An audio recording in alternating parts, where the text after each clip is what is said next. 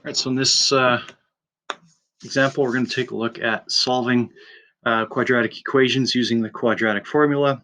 Sometimes you don't have the graph, so you can't find the roots by inspection. Sometimes those roots just don't fall at spots in the graph that are easily readable, like the whole numbers or anything like that. So we have to use the quadratic equation. And here's quadratic equation. Negative b plus or minus square root of b squared minus 4ac all divided by 2a. So we're going to get two answers out of this. One where we have negative b plus all this stuff, and we're going to have another answer where we have negative b minus all that stuff. And we get the a, b, and the c from the coefficients of our quadratic equation in standard form right here. Let's take a look at an example of this.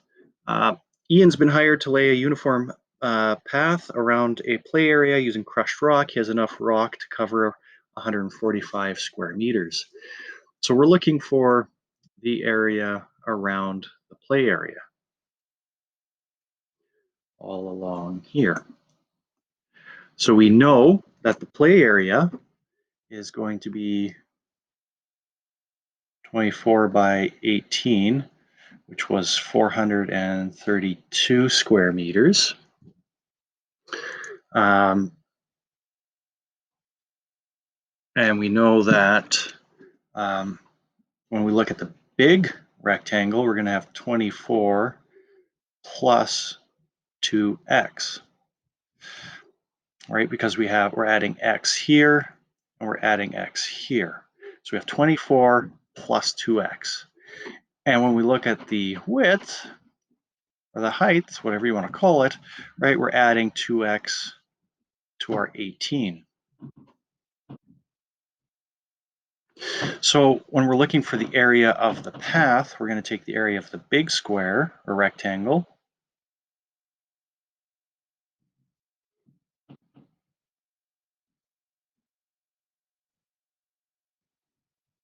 and we're going to subtract the play area, the area inside, to just have the path.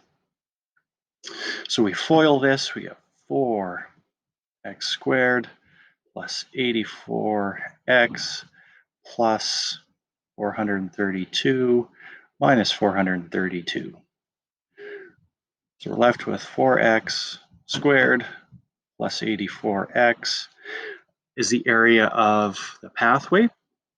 We're told he has enough crushed rock to do 145 square meters. 145. So we'll move the 145 to the other side by subtracting.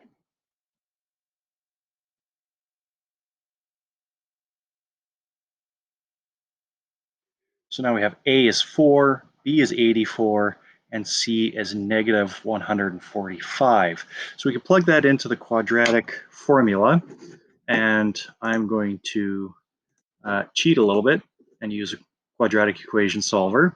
So A is 4, B is 84, and C was minus 145.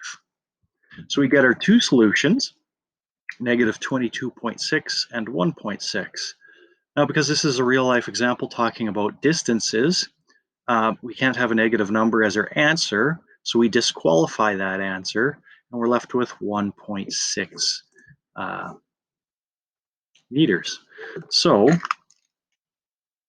the end of all that, x is equal to 1.6 meters. So the pathway will be roughly 1.6 meters wide.